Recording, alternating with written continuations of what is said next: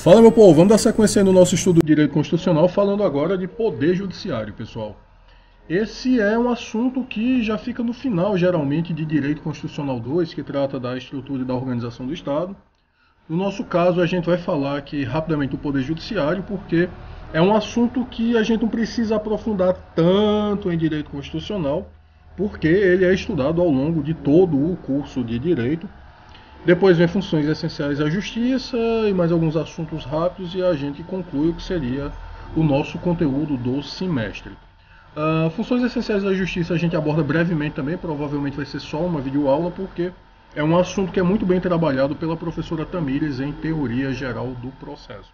Então, Poder Judiciário, estamos chegando perto do final do nosso conteúdo. O que é que a gente tem para falar desse danado? Eu vou começar, pessoal, com essa citação que eu estou colocando para vocês, que é uma frase da então ministra do STF, Ellen Grace, ela declarando que o judiciário seria o menos corrupto de todos os poderes. E essa é uma percepção que parece ser bem comum, né? As pessoas parecem ter uma certa fé no judiciário, porque seus integrantes, ou pelo menos boa parte deles, entram via concurso público, essa coisa toda, parte-se do pressuposto que eles têm conhecimento, que eles têm caráter, etc.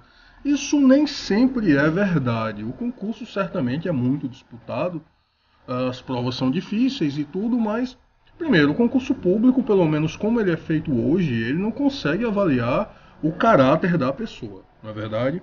Esse é um primeiro problema.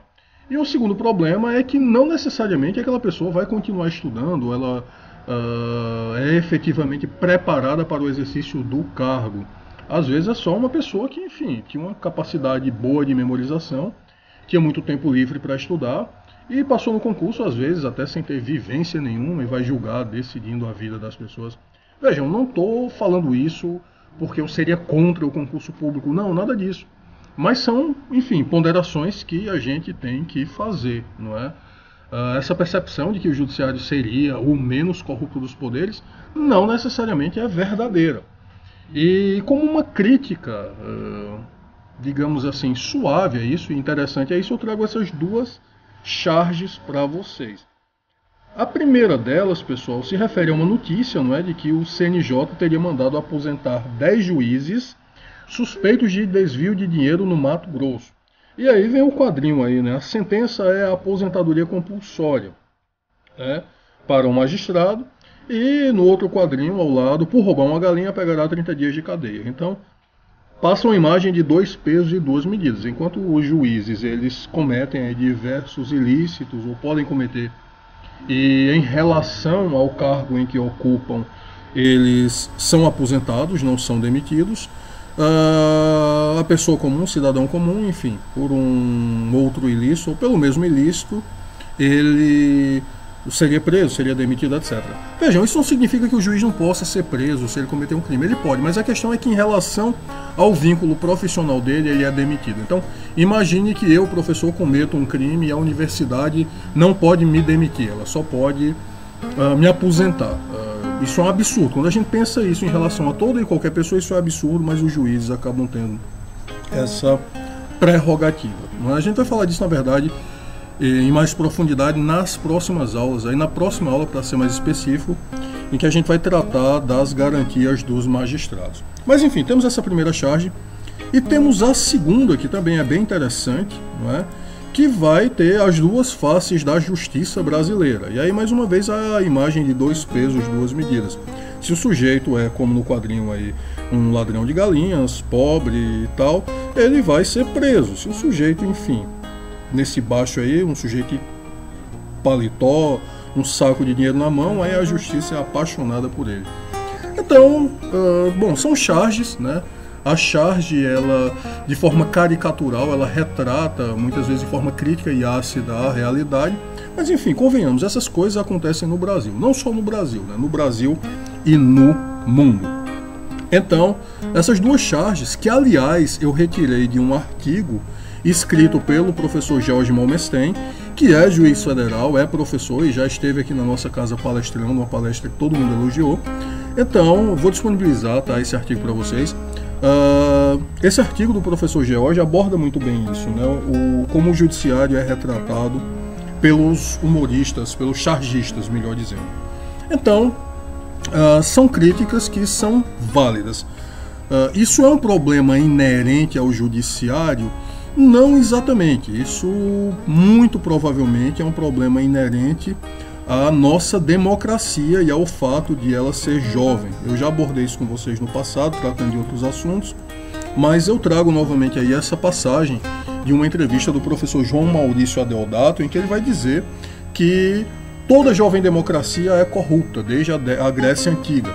A democracia só vence a corrupção com o tempo. Uma ditadura como a de Hitler pode começar sem corrupção.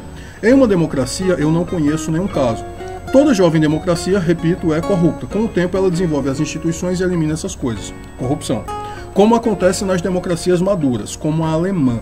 Se a gente tivesse tido paciência com Juscelino, se não tivesse havido o golpe de 1964, a democracia tivesse vindo dos anos 50 até hoje, eu tenho certeza que o Brasil estaria muito melhor. Eu sou um democrata radical, porque eu não acredito no poder. A coisa que mais deturpa a antropologia humana é o poder, não é o dinheiro nem o sexo. Esses são apenas formas de demonstrar poder, caminhos para o poder. Hitler, por exemplo, era incorruptível. Ele não queria saber de dinheiro. Por quê? Porque ele queria o mundo todo. Para que ele queria dinheiro? 1 milhão, 2 milhões, isso é coisa de corrupto pobre, corrupto que a gente vê por aqui, que se vende. Bom, são palavras do professor João Maurício, né, um grande justo filósofo, e convenhamos, quanto mais autoritário seja o regime, e essa é a grande crítica às ditaduras de esquerda, de direita, quanto mais autoritário, possivelmente mais frágeis serão os mecanismos, as instituições para investigar possíveis acontecimentos, possíveis fatos relacionados à corrupção das estruturas de poder. O que é que eu quero dizer com isso? Se você é um ditador, você pode ser incorruptível, mas o seu segundo em comando, o seu terceiro em comando, o seu quarto em comando, alguém que está na tua estrutura hierárquica, se for um corrupto, poderá ser corrupto livremente. Poderá praticar corrupção livremente sem ser investigado, porque afinal de contas o regime é autoritário. Bom, essa é a lógica, né, superficialmente da coisa, e tem aí as observações do professor João Maurício. Então eu coloquei isso também para deixar claro que, apesar de tudo, eu sou um otimista em relação ao Brasil. Eu acredito que as instituições e a nossa democracia têm como amadurecer e algum dia chegaremos no nível aí da democracia alemã e da retidão, né, da democracia alemã, conforme colocada pelo professor João Maurício Adeodato. Veja, não significa que na Alemanha não tem corrupção nenhuma. Significa apenas que, enquanto Estado, enquanto República, eles têm um nível de maturidade maior que o nosso, porque também eles têm uma história mais longa do que a nossa. Eles vêm desenvolvendo as instituições deles há mais tempo do que nós. Bom, dito isso, pessoal, a gente pode seguir, não é, abordando o Poder Judiciário de uma forma que não seja tão superficial, que não seja tão formal, digamos assim. A gente pode abordar o Poder Judiciário, entender sua estrutura, mas com um certo teor de crítica, com uma certa análise, uma reflexividade crítica. É o que a gente vai tentar fazer desde essa primeira aula introdutória. Então, só para encerrar essa abertura, voltando às palavras da então ministra Ellen Grace, né, hoje aposentada, eu não diria que o Poder Judiciário é o menos corrupto dos poderes. Eu acho que ele é tão corrupto quanto qualquer outro poder, que vai ser tão corrupto quanto a sociedade brasileira em geral. Só que hoje somos menos corruptos que ontem, e ontem éramos menos que anteontem, e se Deus quiser, no futuro, amanhã e depois seremos ainda menos. Enfim, amadureceremos aí nossas instituições e teremos um país melhor. Essa é a ideia por trás da coisa. Tá, o que é que a gente vai ter para falar sobre o Poder Judiciário, então, com relação à estrutura dele, ao funcionamento dele? Esse que vai ser o tema, isso vai ser o tema dessa nossa primeira aula. Tá bom, pessoal. Começando com as funções do Poder Judiciário. O Judiciário vai ter como função típica julgar, né, exercer o exercício da jurisdição, aplicando aí as normas, aplicando as leis aos casos concretos, dirimindo litígios, enfim, sancionando quem comete ilícitos, etc, etc e tal. Então a função típica do Judiciário é a função jurisdicional, pela qual vai lhe competir coercitivamente, em caráter definitivo, julgar controvérsias, dirimir litígios, dizendo e aplicando o direito que seja pertinente a cada caso. Essa é a função típica. Nas funções atípicas, o judiciário vai administrar e vai legislar. Como é que o judiciário administra? Quando ele faz a gestão de seus bens, serviço, seu pessoal, vai nomear e exonerar servidores, vai conceder férias, demais direitos aí quaisquer, vai realizar licitações, etc.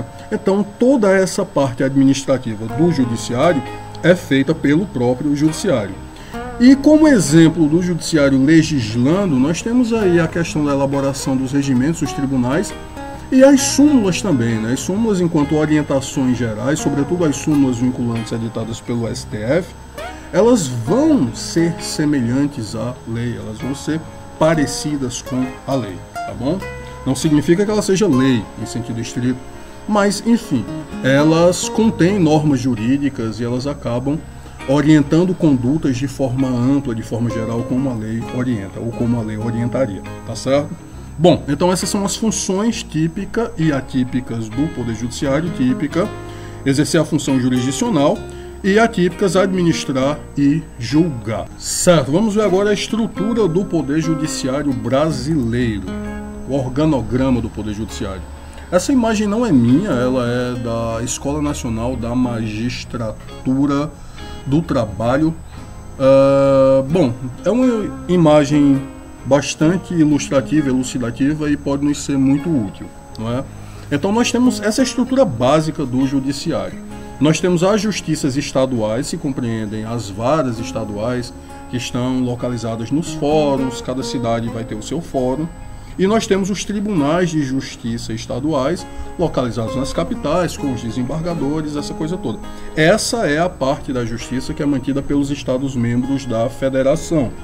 E todo o restante, aí à direita no slide, vão ser as justiças federais. Então nós temos as varas federais, nós temos os tribunais regionais federais, nós temos o Superior Tribunal de Justiça, Superior Tribunal Militar, os juízes militares, a auditoria militar, o Tribunal Superior Eleitoral, os tribunais regionais eleitorais, os juízes eleitorais e, na parte trabalhista, o Tribunal Superior do Trabalho, os tribunais regionais do trabalho e as varas do trabalho.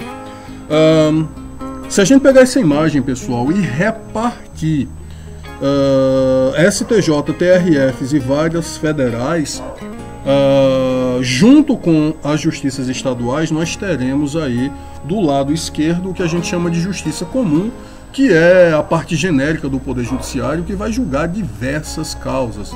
Vai julgar causas de natureza criminal, civil, etc. Ramos variados aí do direito vão ser contemplados por essa parte do Judiciário.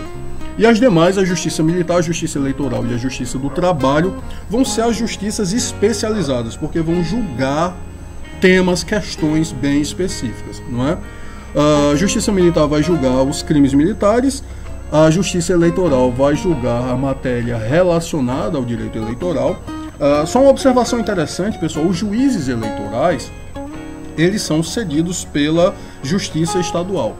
Então, como a Justiça Eleitoral vai funcionar basicamente de 2 em 2 anos, sobretudo na primeira instância, não é? Que é quando tem eleição, as eleições municipais, as eleições estaduais e federais. Nós vamos ter eleições a cada 2 anos, vocês sabem disso, a gente já estudou isso, já falou sobre isso também. Então, você chega no fórum daqui de Juazeiro, por exemplo, no período eleitoral, um dos magistrados, uma das varas vai acumular essa competência eleitoral, vai exercer essa competência eleitoral, e no restante do tempo as demandas serão muito poucas, não é? É um fluxo muito grande durante as eleições e aí depois essa demanda tende a diminuir. Claro, nos TREs e no TSE essa demanda tende a ser um pouco mais contínua, porque tudo que surge na primeira instância, enfim, ou quase tudo, via de regra se recorre, vai para a segunda instância e aí os processos, enfim, ficam demorando lá.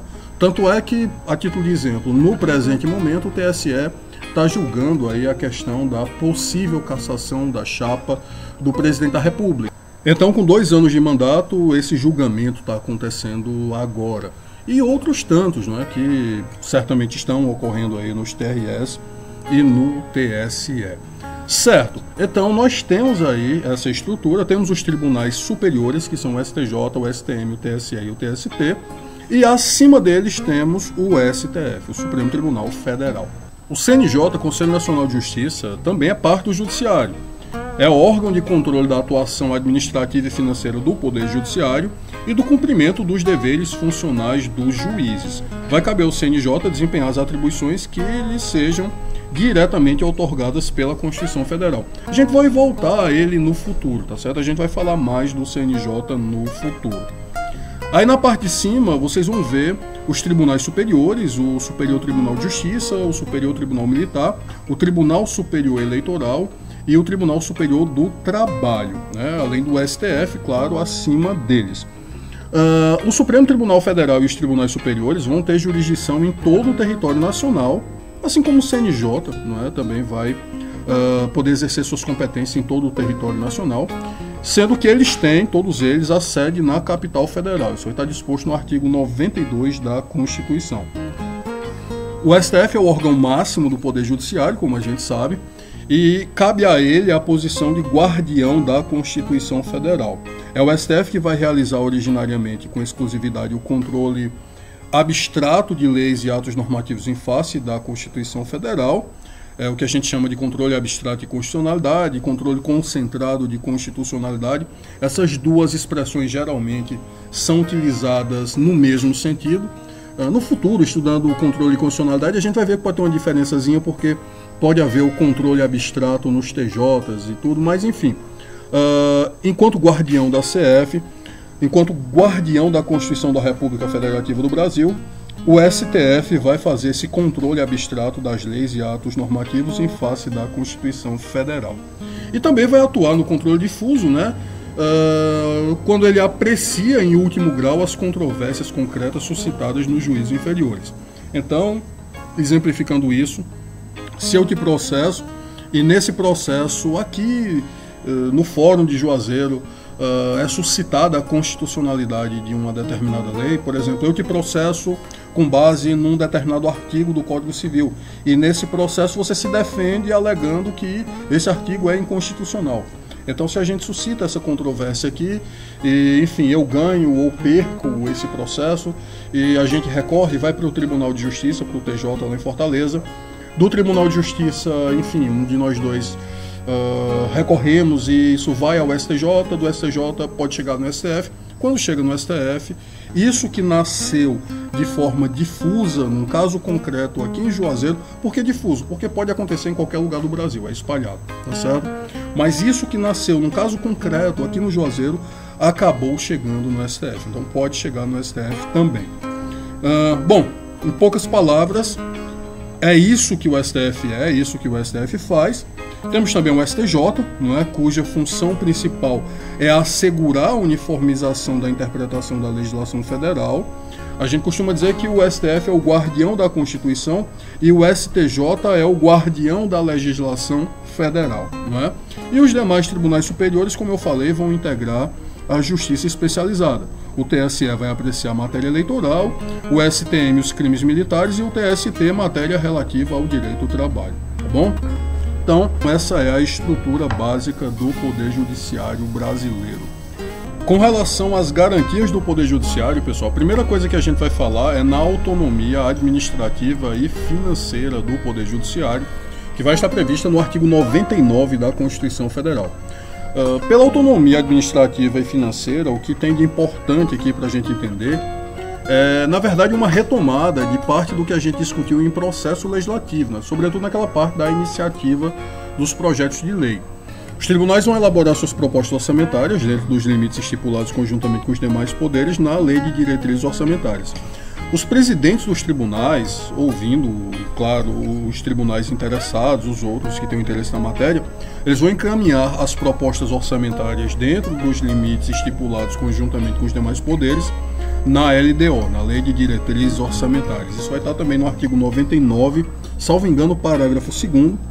E a autonomia administrativa vai conferir aos tribunais a competência para eleger seus órgãos diretivos, tá certo? Elaborar seus regimentos internos, organizar suas secretarias e serviços auxiliares e os dos juízos que eles forem vinculados, prover, na forma prevista na Constituição, os cargos de juiz, propor a criação de novas varas judiciárias, prover por concurso público os cargos necessários à administração da justiça e conceder licença, férias e outros afastamentos e benefícios a seus agentes.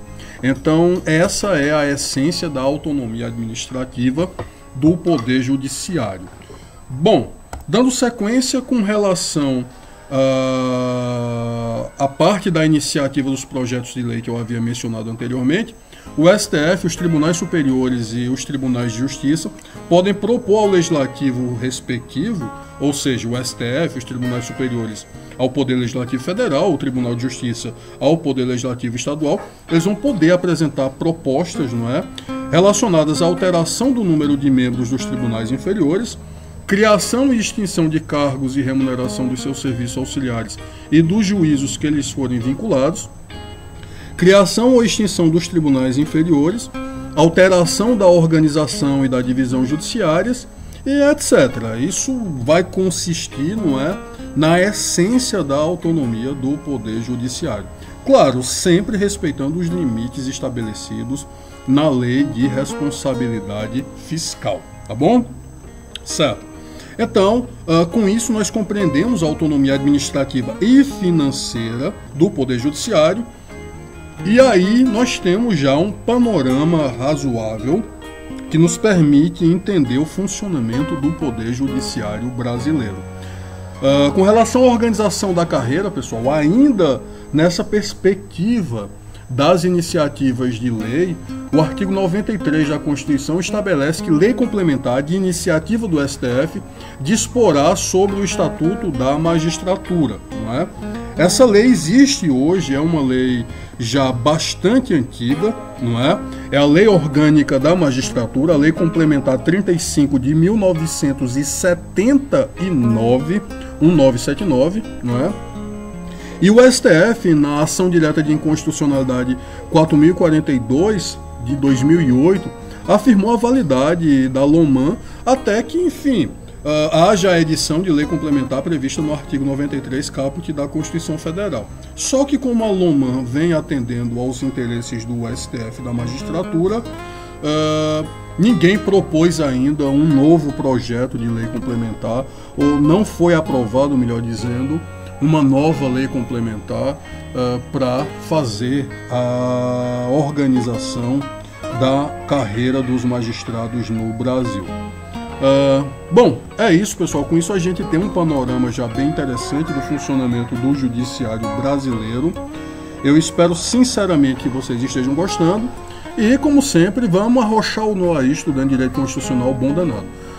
Na próxima aula a gente vai ter um tema bem interessante, que são as garantias dos magistrados. Hoje a gente falou das garantias do Poder Judiciário. Próxima aula a gente vai falar das garantias dos magistrados. E aí iremos abordar aquelas questões polêmicas, controvertidas com relação à vitaliciedade, inamovibilidade e redutibilidade de subsídios. Sobretudo com relação à vitaliciedade, que já foi, de certa forma, mencionada em passant quando a gente falou das charges no começo da videoaula de hoje. Bom, é isso, pessoal. Espero demais que vocês estejam gostando. Beijo no coração e vamos que vamos, estudando aí bom danado.